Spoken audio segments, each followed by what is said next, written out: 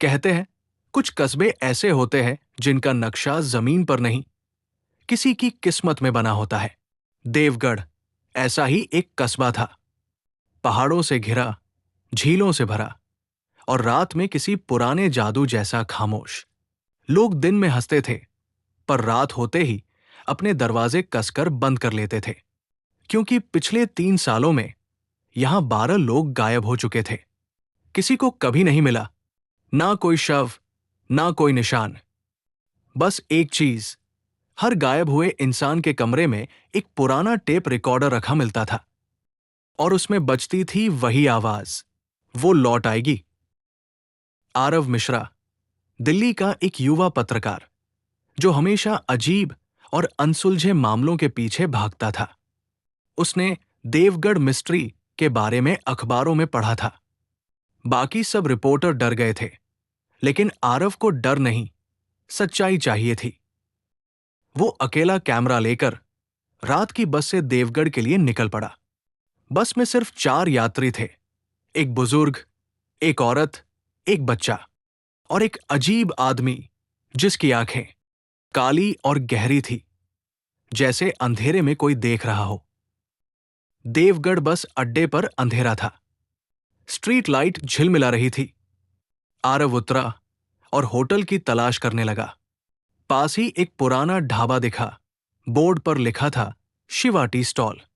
अंदर एक बूढ़ा आदमी चाय बना रहा था। आरव ने पूछा, यहां कोई होटल मिलेगा रात गुजारने के लिए?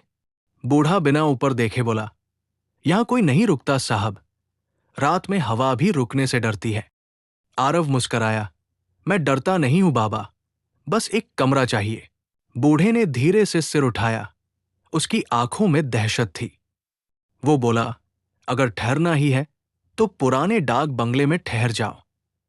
अब तो वहां कोई आता भी नहीं। रात के 10 बजे आरव उस पुराने डाक बंगले पहुंचा। लकड़ी का गेट आधा टूटा था।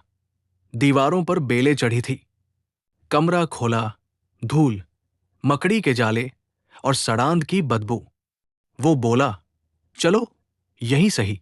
बिस्तर साफ करके कैमरा निकाला, लैपटॉप खोला और रिकॉर्डिंग शुरू की। Day 1, Devgarh investigation. The town is quiet, too quiet. अचानक पीछे से कोई आवाज आई, आप अकेले हैं? वो पलटा। दरवाजे पर एक औरत खड़ी थी। सफेद साड़ी, गीले बाल और आंखें जैसे किसी पुराने दुख से भरी। वो बोली, यहां रात में रहना मना है। आरव ने कहा, क्यों, क्या यहां कुछ है? वो मुस्कराई, वो लौट आती है, और गायब हो गई। आरव ने दौड़कर दरवाजा खोला। बाहर कोई नहीं था, बस झील के किनारे धुंध थी। वो बाहर निकला और झील के पास पहुंचा। पानी के ऊपर धुंध के बीच एक परछाई दिखी, एक औरत की, जो पानी में झांक रही थी। आरव बोला, कौन है वहां? परछाई पलटी। चेहरा पूरा जला हुआ था, और होठों से वही शब्द निकले, वो लौट आएगी। आरव भागकर कमरे में लौटा, सांसें तेज, दिल धड़कता हुआ। कैमरा चालू था। उसने रिकॉर्डिंग देखी।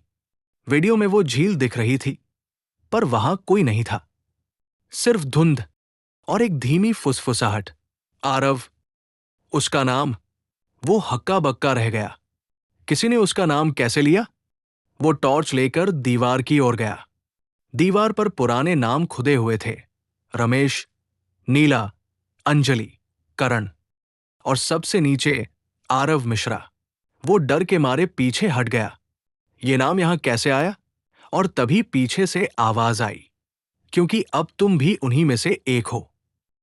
वो पलटा, वही सफेद साड़ी वाली औरत। चेहरा अब और भी डरावना, आंखें काली, और उसके हाथ में वही टेप रिकॉर्डर। वो आगे बढ़ी, टेप चलाया, वो लौट आएगी। कमरे में हवा जम गई। आरव चीखा, तुम कौन हो? वो बोली, मैं वही हूं जिसकी सच्चाई जानने सब आए, और सब लौटकर नहीं गए। आरव का कैमरा गिर गया। वीडियो में आखिरी चीज बस ये दिखी, वो औरत झील की ओर बढ़ती जा रही है, और उसके पीछे आरव। अगले दिन देवगढ़ के लोगों ने फिर वही सुना, पुराने डाक बंगले से एक टेप रिकॉर्डर की आवाज। वो लौट आएगी। कहानी यही खत्म नहीं हुई। आरव की खोज वहीं से शुरू हुई जहां बाकी सबकी खत्म हुई थी, क्योंकि उस रात के बाद देवगढ़ में फिर से एक इंसान गायब हो गया। आरव मिश्रा। रात के 2 बज रहे थे। देवगढ़ कस्बे पर चांदनी नहीं, सिर्फ सन्नाटा बिछा था। आरव मिश्रा अपने कमरे में बैठा उस पुराने टेप रिकॉर्डर को बार बार सुन रहा था। वही टेप जो उसे झील के किनारे मिली थी, जिसमें एक लड़की की फुसफुसाहट थी। वो लौट आएगी।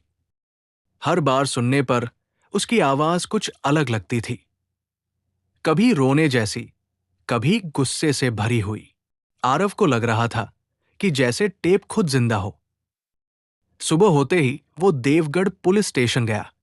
वहां इंस्पेक्टर राणा साहब बैठे थे, मोटे चश्मे वाले, जिनके चेहरे पर हमेशा थकान रहती थी।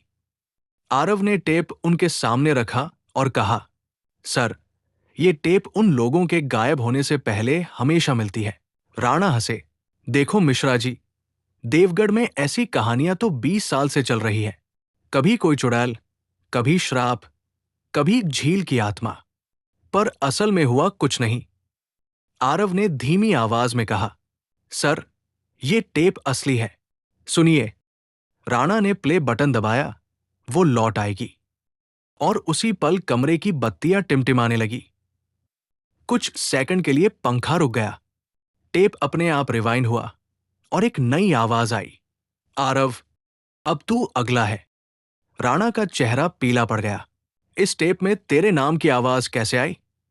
आरव कुछ बोल नहीं पाया। उसे याद था, उसने जब टेप झील से उठाई थी, तब वो पुरानी और टूटी हुई थी। किसी का नाम उसमें रिकॉर्ड हो ही नहीं सकता था।